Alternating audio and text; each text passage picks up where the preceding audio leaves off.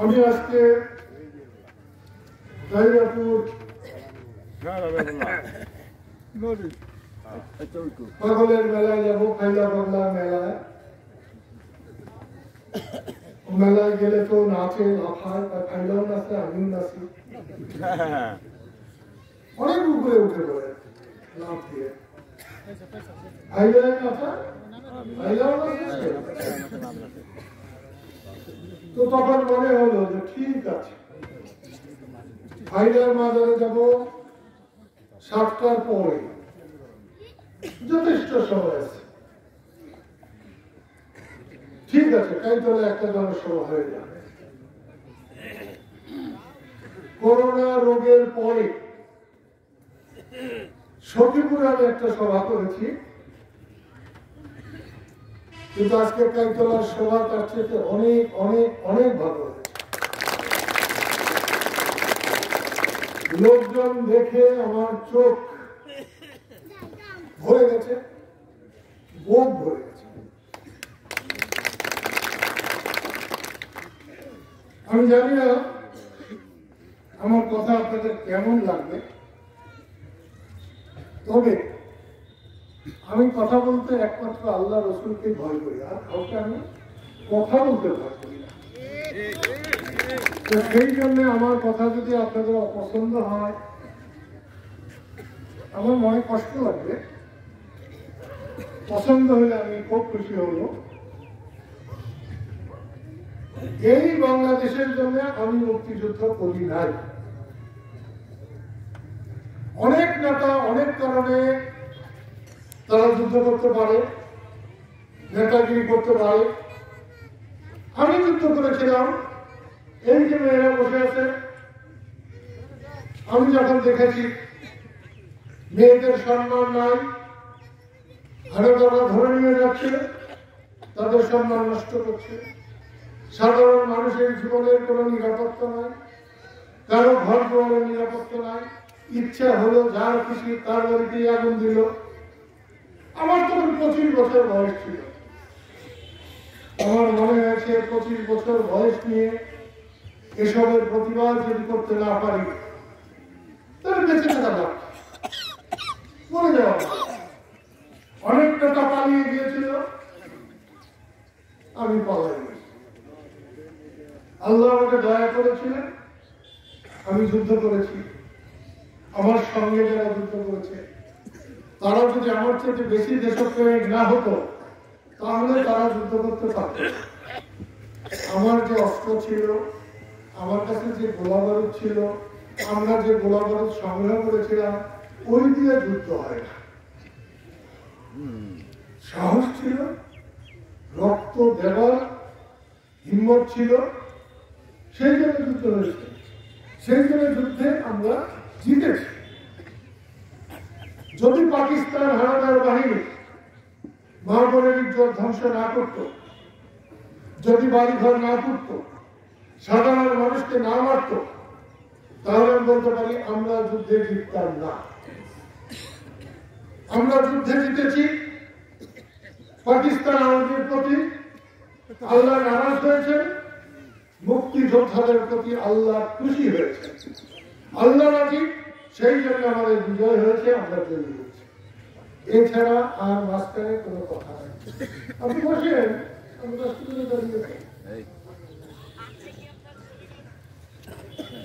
আজকে দেশের যে অবস্থা, আর যেভাবে দেশ চলছে, এটা যদি আমি যুদ্ধের সময় জানতাম, মুক্তিযুদ্ধের সময় জানতাম, আর যে যা করুক আমি মুক্তিযুদ্ধ করতাম না।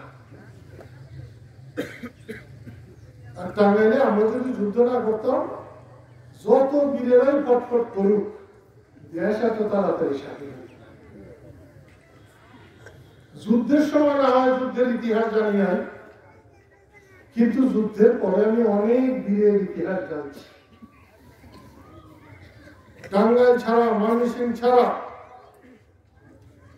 অস্ত্র হাতে এরকম যুদ্ধ কোথাও হয়নি। তারা অস্ত্র নিয়ে বের হয়েছে বা মুক্তিযুদ্ধকে সমর্থন করেছে, এতে দেশ স্বাধীন হয়েছে। সেই জন্য বলছি স্বাধীনতার চেতনায় দেশকে চলা দরকার, কিন্তু তা চলছে না। মুক্তিযুদ্ধের কথা হয়েছিল, স্বাধীন দেশে জনসাধারণ হবে দেশের মালিক, চাকরি বাকরি যারা করবেন তারা হবে সেবক। আজকে জনসাধারণ সাহায্য পাবলিকের ওই পুলিশ সাহেবের সাহায্য পাবলিকের তো কোনো কথাই নেই। কোন পুলিশ পাবলিককে এখন সার বলে না। কেন বলে না? বলে না যে তারা ডিউটি করে না, তারা ব্যালট পেপারে সিল দিয়ে সরকার বানায়, পাবলিকের সিল দিতে হয় না। শফিকুর রহমান মেয়াজ একটা দাঁড়াইছিল, সেটা না হলেও 70,000 সিল মেরে ভর্তি।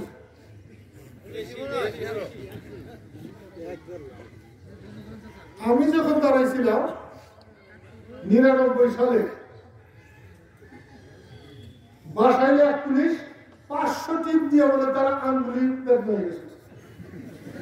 সে আমার কাছে বলে, স্যার ওই টিপ দিতে দিতে আঙ্গুল বের হয়ে গেছে। আঙ্গুল ছোটা কেটে বলা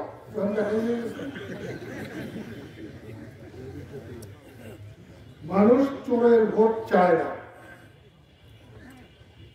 মানুষ নিজে ভোট দিতে চায়, যারা খুশি তারাই ভোট দিতে চায়। আমার সমস্যা হচ্ছে, আমি বঙ্গবন্ধুর দল করি, বঙ্গবন্ধু আমার নেতা, কিন্তু আজকে বঙ্গবন্ধুর দল হলে আওয়ামী লীগ ভোট চুরি করে, চোরে চুরি করবে, এটি কোনো অসুবিধা নাই। চোরের কাজ চুরি করা, সাউদের কাজ হলে পাহারা দেওয়া। কিন্তু আওয়ামী লীগ, যে আওয়ামী লীগ বাংলাদেশের স্বাধীনতা এনেছে, সেই আওয়ামী লীগ যদি ভোট চুরি করে তাহলে যাবো কোথায়? তাহলে বিএনপি কি করে? বিএনপিও ভোট চুরি করে, চোরে চোরে হালি, এক চোরে বিয়ে করছে, আরেক চোরে শালি। একদম ভালো না, কোথায় যাবো? আমাকে নিয়ে বিএনপির নাচে, সেদিন শেখ হাসিনার সঙ্গে দেখা হচ্ছে, আমার ছেলে মেয়েগুলো দেখতে চাইছিল, আমার বউটারে দেখতে চাইছে, কারণ একজনে আরেকজনে চুল বেঁধে দিছে। প্রায় সময় গেছি, দেখা করছি, কিছুক্ষণ কথা বলছি,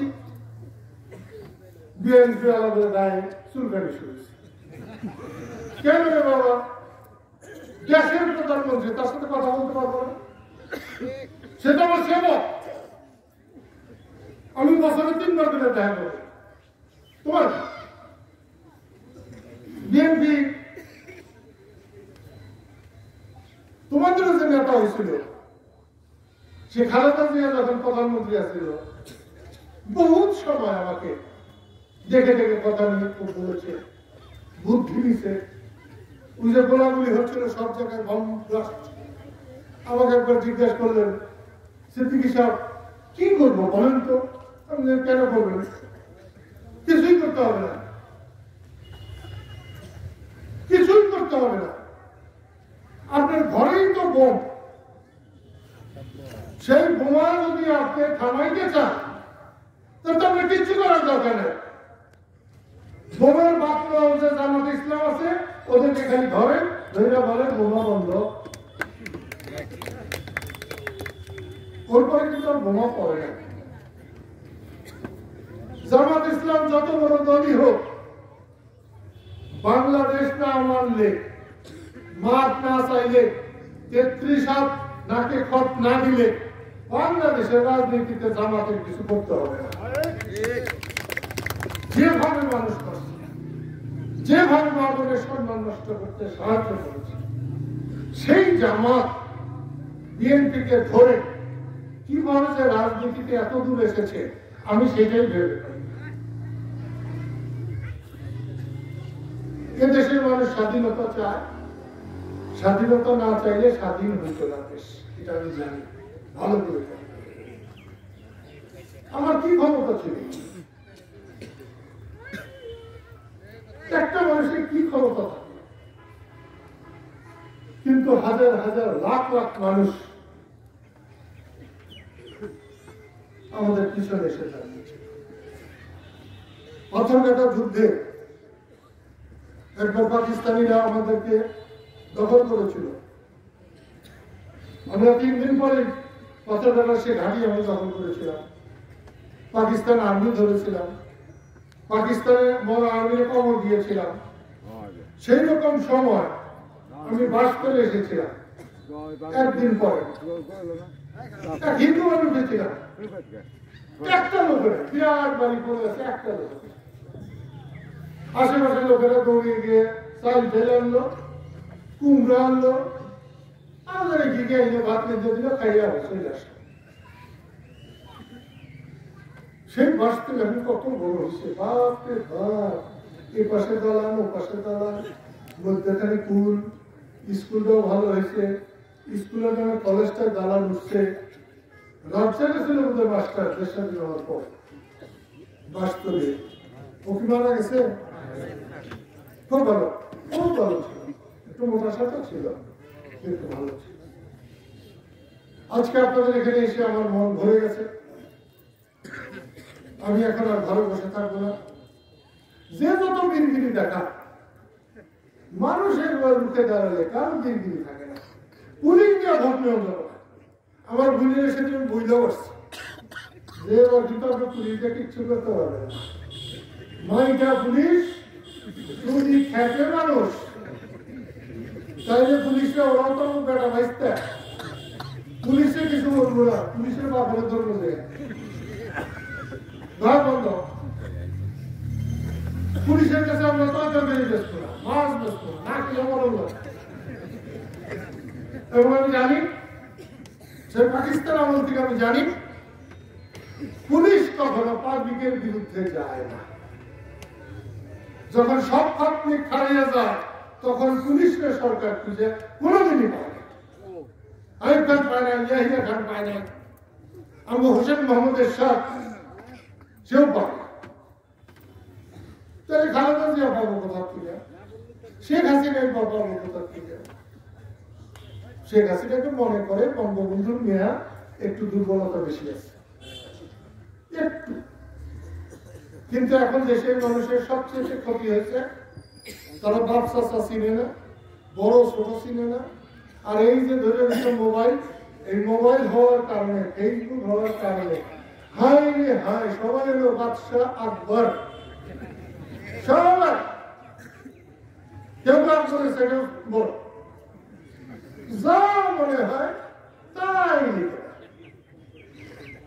শেখ হাসিনাকে যা মনে হয় তাই লেখে, খালেদা জিয়ারে যা মনে হয় তাই লেখে, কাদের সিদ্দিকীরে যা মনে হয় তাই লেখে। একটা বড় ভাবে না, বাবা রে তুমি যেরকম দেখতেছো, কাদের সিদ্দিকী না থাকলে তোমার মা অথবা তোমার দাদি অথবা তোমার নানি সম্মান হারাইতে পারত। কাদের সিদ্দিকীর জন্য তোমার নানি অথবা তোমার মায়ের অথবা তোমার দাদি দাদা জীবন রক্ষা হয়েছে, সম্মান রক্ষা হয়েছে। একটু ভাবো, তাদের সিদ্দিকীর সাথে তোমার মতের মিল না থাকলো, কিন্তু দেশ স্বাধীন হওয়ার জন্য তাকে একটু সম্মান করা দরকার করলো। পুলিশ দেবে কি? বাংলাদেশ যদি স্বাধীন না হয়তো পুলিশ হয়েছে, এসপি হয়েছে, কেউ কেউ ডিসি হয়েছে, ওগুলো তো পিওরও হইতে পারত। পাকিস্তান থাকলে ওগুলো পিওরও হইতে পারত। এখানে বৈশা আমার বুক আনন্দ ভরে গেছে।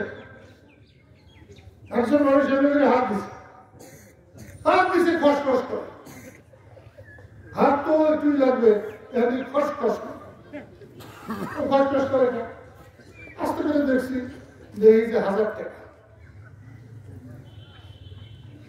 ওই রকম লুকাইয়া যদি দেশের মানুষ আমাকে 10 টাকা দেয়, তাইলে শেখ হাসিনা খালেদা জিয়ার আমি কোথায় ডুবে গেল আল্লাহ ছাড়া কেউ জানে। হারামের পয়সার বরকত নাই। মুক্তিযুদ্ধ করেছি হারাম পয়সায়, হারামের পয়সায় যুদ্ধ করি নাই।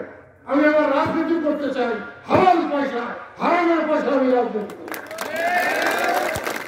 টাকা আলাদার পয়সা আমি রাজনীতি করি না। আমি সেই জন্য আপনাদের বলবো, দেশের সম্মান বোধ অনেকটাই নষ্ট হয়ে গেছে। মানুষের সম্মান বোধ খুব বেশি একটা নয়। তারপরেও যদি আল্লাহ রসুলের প্রতি বিশ্বাস থাকে, তাহলে আত্মমর্যাদা নিয়ে সম্মানের সাথে একদিন বাঁচা আর অসম্মানের 100 বছর বাঁচার সমান। আমি কারোর কাছে মাথার কথা বলি না। আমি আল্লাহ রসুল মাইনা চলি, বাবা মাকে সম্মান করেছি। আজকের কত ধরে শুনি কার বাবা কোথায় করে গেছে, বিস্তার করে গেছে, খাবার দেওয়া তো দূরের কথা, পানি দেওয়া লোক। আমি আমার মায়ের পা বুকের মধ্যে চেপে রেখে, আমার মা যখন দম ছেড়েছেন তার পা আমার বুকের মধ্যে ছিল। আমি হয়তো আমার যতটা করার কথা ছিল আমি হয়তো করতে পারি না, কিন্তু মৃত্যুর সময় আমি আমার মায়ের পা ধরেছিলাম। অনেকে গল্প করে বলে বাপের বেটা, আমি কখনো মনে করি না যে আমি বাপের বেটা। আমি সবসময় মনে করেছি আমি আমার মায়ের বেটা। আমার মা না থাকলে আমি ছেলেবেলায় যে নির্যাতন সহ্য করেছি আমি বাঁচতাম না। আমার মা আমাকে বাঁচিয়ে রেখেছে। মুক্তিযুদ্ধের সময় 50 বছরের একজন মানুষকে দেখলে বুড়া মনে হতো। আজকে আমার 77 বছর বয়স। আমি কি আরো কিছু করতে পারবো? জানি না। আল্লাহ কেন বাঁচিয়ে রেখেছেন তাও জানি না, কিন্তু যতক্ষণ বেঁচে থাকবো মানুষের পাহারাদার হিসাবে বেঁচে থাকবো। আমি আমার দলের নেতা কর্মীদের বলবো, অনেকের মধ্যে বিভ্রান্তি আছে। অনেকেই মনে করেন আমি এমপি হওয়ার জন্য, মন্ত্রী হওয়ার জন্য আমি রাজনীতি করি, আমি রাজনৈতিক দল করেছি। আমি কৃষক শ্রমিক জনতা লীগ এমপি হওয়ার জন্য করি নাই, মন্ত্রী হওয়ার জন্য করি নাই, সরকার গঠনের জন্য করি নাই।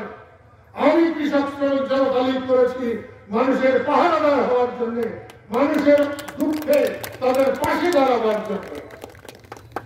চলতে চলতে যদি এমপি হতে হয় হবো, কিন্তু আমার মন্ত্রী হওয়ার কোন পথ নাই। এখন যারা প্রধানমন্ত্রী হন তাদের তলে মন্ত্রী হওয়ার চাইতে মানুষের বাড়িতে গরুর রাখল হওয়া অনেক ভালো।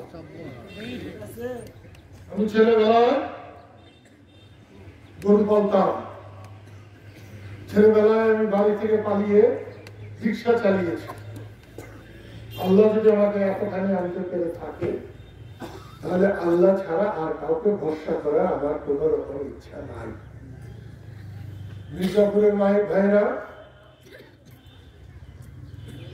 আমি মির্জাপুরে লেখাপড়া করি। যদি আজকে মানুষ হয়ে থাকি তাহলে মির্জাপুরের বড় স্কুলে লেখাপড়া করেছি। সেখান থেকে আমি বেরিয়ে এসেছিলাম মানুষ হওয়ার জন্য। তার আগে তো আমি ছিলাম চোর। দৈনিক চুরি করতাম বাবার টাকা, দৈনিক চুরি করতাম মায়ের গাছের সুবারি, আরো কত জিনিস। আমার মতো পাকা চোর আমার বাড়িতে আর একটাও ছিল। আমার বাড়ি সবাই চোর, কিন্তু আমার মতো অত পাকা চোর না। এই যে আমার ছোট ভাই আজাদ আছে, সিংকাটা চোর তার সাথে পারবে না। আমার মা যেখানে খুশি টাকা রাখলে সে টাকা ওর সাথে কথা বলতো, নিয়ে বেরিয়ে যেত। আমার বড় ভাই লতিফ সিদ্দিকী, যে লতিফ সিদ্দিকীর জন্ম না হলে আমি রাজনীতিতে আসতাম না। আর আমি রাজনীতিতে না আসলে বঙ্গবন্ধুকে পেতাম না। আর বঙ্গবন্ধুকে না পেলে আমি দেশপ্রেমিক হতাম না, আমি একটা পাকা চোর হইতাম। সেই বড় ভাই লতিফ সিদ্দিকী, উনি কি খুব সাধু? উনি চোর ছিলেন না। আমার মা যেখানে টাকা রাখতেন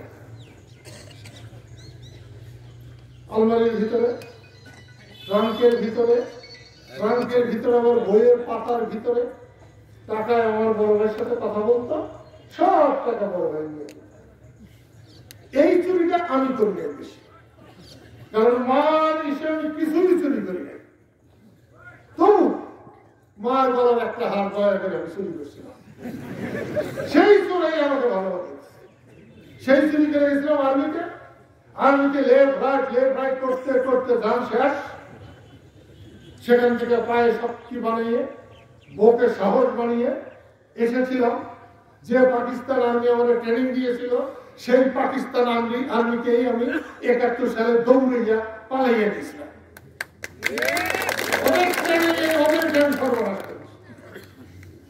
সেই জন্য বলছি, ছোটবেলার চোর এখন আপনি আমার চুরি করাইতে পারবেন না। এখন আমার নিয়ে কোটি টাকা দিয়ে আমি জায়গাটা করাইতে পারবেন না। আমার মন যা না চায় আমার গুলি ফিরেও করাইতে পারবেন না। আমি মরণে ডরাই না, কারণ আমি জানি আল্লাহ জীবন দিয়েছে, আল্লাহ জীবন দিবে, কারোর কাছে চাওয়ার দরকার নেই। আমি এখানে যখন আসছিলাম, কে যেন একজন গোপুর বক্তৃতা করছিল আটিয়া বনধার দেশ নিয়ে। আমি এর মধ্যে শুনেছি একটা লোকের বাড়িতে উঠানে নাকি ফরেস্টাররা গাছ বইছে। আমি আর স্যার গাছটা দেখবো, যদি যে জায়গা যেমন আছে, ফরেস্টারের হোক নয়, ফরেস্টারের বাপের হোক, বাপে না হয় তার দাদার হোক, সেখানে একটা কাঠিও যদি গায়ে, তার 3-4টা দেখবো খবর পেলে। তারপরে দেখবো কি করে ফরেস্টারকে ধরতে হয়। ছাগল যেমন চোনাইতে ধরতে হয়, ঠিক তেমনি আমি ফরেস্টারকে ওইভাবে ধরব। কারণ এখন আইন হয়েছে, কারো কোনো জায়গায় ফরেস্টার হাত দিতে পারবে না, এটা আইন হয়েছে। ফরেস্টারের কাছে আইন আসছে কি আসে নাই আমি জানি না, নাকি টাকা খাওয়ার জন্য এইরকম বাড়িতে উঠান গাছ গাড়ে। কারণ এখন এখানে তো কিছু হইলেই চেহারা। কালকে আমার কাছে একজন আছে, এটা আমার জীবনে মানে নতুন অভিজ্ঞতা। আমার কাছে আসছে কি, শেখ হাসিনার সাথে দেখা করে যাবে। 7 বছর যাবত সে চেষ্টা করতেছে, অনেক টাকা খরচ করছে। শেখ হাসিনার সাথে দেখা করার জন্য টাকা খরচ করছে, দালাল করছে। আমি জিজ্ঞাসা, আপনি শেখ হাসিনার সাথে দেখা করে কি করবেন? আমি ভারতীয় চ্যানেল গুলো আছে না, ওইখানে আমি অভিনয় করতে চাই, একটু যদি শেখ হাসিনা পেয়ে দেয় তাহলে খুব সহজ হবে। বাহ, বড় ভালো হয়েছে। আপনি প্রথম যাইয়া আমাদের দেশে চ্যানেল গুলাতে যে কাজ করা শুরু করুন, আমি ভালো একজন অভিনেতা হন, তারপরে যদি কোনো অসুবিধা হয় আমার বলে আমি করে দেব। শেখ হাসিনার সাথে দেখা করার জন্য ঘুষ খায়। ঘুষ খায় না লোক যেমন আছে, ঘুষ দেও না লোক আছে।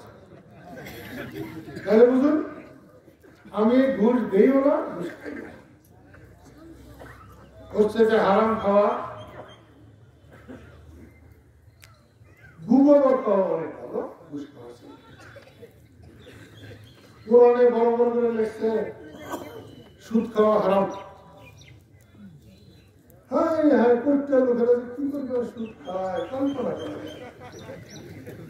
ওরা জানি কোথায় খেলা খেলা। বাংলাদেশ এখন প্রায় সব জায়গায় সুদ খাওয়া শুরু হয়েছে। জাইরাপুরের আশেপাশে সুদ করা শুরু করবে। যারা সুদ করবে জানি না, কিন্তু ওখানে সুদের কারবার হয়। গাঁজায় দেশ ভরে গেছে। গাঁজা তো না, কি জানি করেন না, ইয়াবা। একটা বিড়ি ধরে বুঝতে পারলাম না বিড়ির মধ্যে কি আছে। আমার মাঝে মাঝে কিন্তু মনে হয় একটা দিন ইয়াবা কেমনি করে খায় একটু দেখতাম, কিন্তু ইয়াবারা আমার সাথে সামনে ধরাই পড়ে। আমি চেষ্টা করি মাঝে মাঝে, কিন্তু আমি ইয়াওয়ালা বলে কন্ট্রাক্টে ইয়াওয়ালা লাগাই। সেই জন্য বলছি, এ দুনিয়ায় আসছেন, আল্লাহ পাঠাইছে, আল্লাহ নিয়ে যাব, এর মাঝখানে কারো মাধ্যমে চলবে থাকবে না। এখন আবার আরেক মুশকিলে বসছি, সারা রাত ধরে কি করে ওয়াজ করে, তাই না? এখন ওয়াজের কিন্তু এটা খুব বেশি জাঁকজমক, কিন্তু আল্লাহ কোরআনে বলছে আমার কালাম যে বিক্রি করবো তারে আমি ধরে দেব। কোরআনের কথাই নষ্ট হবো, তাহলে মৌলভী সাহেব আপনি যতই ওয়াজ করুন, যতই ওয়াজ করুন, আপনি যদি ওয়াজে যান তাকানো না কোনো দিকে, যদি আপনার ভিক্ষা কিছু দেয় হাদিয়া, ওটা আপনার জন্য হালাল।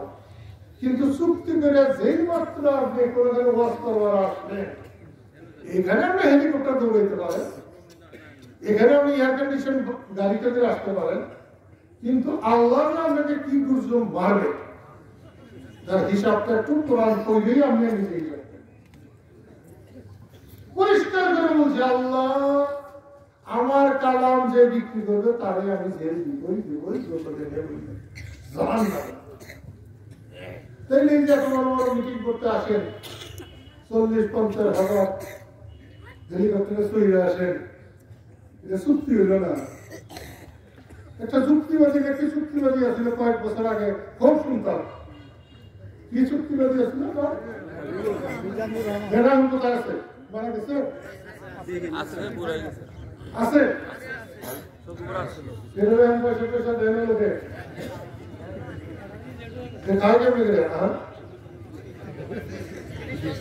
আমি 1 পয়সাও নেই না, আমার চলছে ঠিক মতো। মির্জাপুরের বন্ধুরা, কাইতলার বন্ধুরা, পাকিস্তান সেনাবাহিনী যেভাবে অত্যাচার করেছে, এখন দেশে যদি আপনারা ওইভাবে অত্যাচারিত হন আপনাদের ভালো লাগলো? তার থেকে কি খুব কম অত্যাচারিত হন? এখানে যার যার পাওয়ার আছে, পাওয়ার লোকের সামনে কিন্তু আপনারা অনেকে মুক্তিতে কথাও বলতে পারেন না। স্বাধীন দেশ, অন্যকে সমীহ করে সম্মান করে আমার যেভাবে চলার ইচ্ছা চলবো, আমি আমারটা খাবো, আমারটা করবো, আমাকে শাসন করবার কমিটি, আমি আইন মেনে চলবো, আইন মতো চলবো। আমি আপনাদের আবারও বলছি, মির্জাপুরের নেতারা তোমাদের বলছি একটু যত্ন নাও, দেখবা এখানে লোক বড় কাজ হবে না। ধানের শীষ তো কি ক্ষতিগুলো করে, যখন খেতে ধান থাকে তখন এই শীষগুলো তুলে কতগুলো যে ক্ষতি করে কল্পনার বাইরে, ওই ক্ষতির কারণে ওরা হাত। আমার গামছা কারো ক্ষতি করানো নাই, এই গামছা মেয়েরাও ব্যবহার করে, পোলারাও ব্যবহার করে। আমি তো শার্ট পায়জামা প্যান্ট নেই নাই, ফ্রকও নেই নাই, আমি গামছা নিছি সবার, ছেলে মেয়ে পুরুষ সকলের গামছার প্রয়োজন। এবং যেহেতু গামছা টাঙ্গাইলের দল, আমি একসময় মনে করেছিলাম টাঙ্গাইলের সব মানুষের এই গামছার দলে থাকা উচিত। হোসেন মোহাম্মদ এরশাদ একসময় রাষ্ট্রপতি ছিলেন, হোসেন মোহাম্মদ এরশাদ যতদিন রাষ্ট্রপতি ছিলেন একটা ভোটেও রংপুরে হোসেন মোহাম্মদ এরশাদ জিতেন না, উনি যেতেও পারেন না রংপুরে। ওনাকে শেখ হাসিনা, খালেদা জিয়া, আমিও ছিলাম, চাইনা টিনা যখন নামাইছি ক্ষমতার থেকে পরের দিনই রংপুরের মানুষ হোসেন মোহাম্মদ এরশাদকে মুখে তুলে দিচ্ছে। আমাকেও পোলা তোমরা টাইনে না বাবা, যতগুলো ইলেকশন হয়েছে সবকটা ইলেকশনের সবকটা সিট হোসেন মোহাম্মদ এরশাদ পেয়েছে। এই 5-6 দিন আগে একটা কর্পোরেশনের ইলেকশন, সিটি কর্পোরেশন ইলেকশন, জাতীয় পার্টি, তারপরে পাংখার মার্কা, স্বতন্ত্র, আওয়ামী লীগ, আরো মনে 5টা, আমার নাম মনে নাই। 9টার মধ্যে 4 নম্বর হয়েছে জামানত বাঁচাও। তাহলে যদি রংপুরের মানুষ হোসেন মোহাম্মদ এরশাদের নাঙ্গল মার্কায় ভোট দিয়া নৌকা মার্কায় জামানত বাজেয়াপ্ত করতে পারে, তাহলে কি টাঙ্গাইলের মানুষ গামছা মার্কায় ভোট দিয়া নাও ধানের শীষের জামানত বাজেয়াপ্ত করতে পারে না? এই যে আপনার দিলেন, আল্লাহ কিন্তু দেখে রাখলো, ছবি তুলে রাখলো, এবং এটা আপনাদের উচিত। আজকে দেশে যেরকম দলাদলি, আজ থেকে কয়েক বছর পরে যদি এই দলাদলি আরো বাড়ে, তাহলে বিএনপির জন্য আলাদা ব্যবস্থান হবে, আলাদা মসজিদ হবে, আওয়ামী লীগের জন্য আলাদা ব্যবস্থান হবে, আলাদা মসজিদ হবে। একটা মোড়া আওয়ামী লীগের কেউ বললে বিএনপির গোরস্থানে কবর দেওয়া যাবে না। বিএনপির কেউ বললে আওয়ামী লীগের মৌলবী তার জানাজা পড়াবো না। আমি এটা চাই না। আমি চাই বাংলাদেশের সব মানুষ মিলেমিশে বাস করুক, সকলে সব মসজিদে যান, সব গোরস্থানে কবর হোক। এইরকম দলাদলি করে একটা সোনার দেশ ধ্বংস হতে পারে না। এই 2টা মহান নেত্রী, একটা আমার বোন আর একটা আমার ভাবি, দেশটাকে মারামারি কাটাকাটিতে হানাহানিতে চ্যাম্পিয়ন করে তুলবার মতো অবস্থা করে ফেলেছে।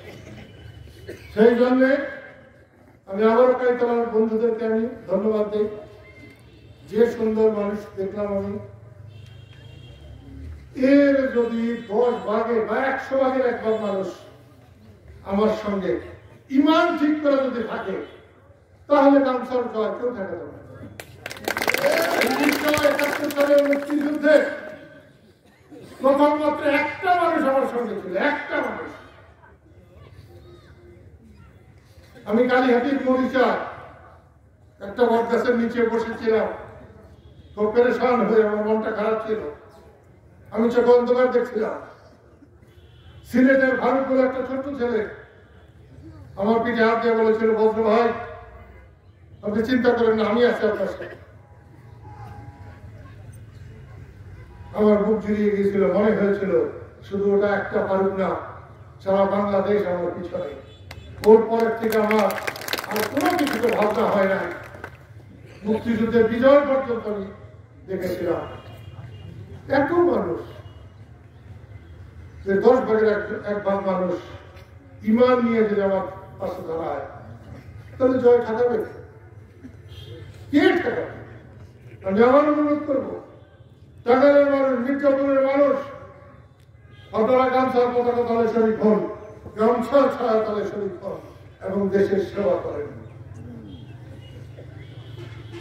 আমি খুব খুশি হয়েছি এখানে কাইতলার সেই আবিষ্কার কোন জায়গায় আমি দেখে যাবো যাওয়ার সময়। মানুষের মতো 10টা মানুষ হলে অনেক কিছু হয়। রসুল কিন্তু 5-7টা যুদ্ধ জিতেছিলেন বিরাট বৈষম্যের মধ্যে। ইসলামের প্রথম যুদ্ধ যেটা, সেটা মাত্র 313 জন সৈন্য ছিল।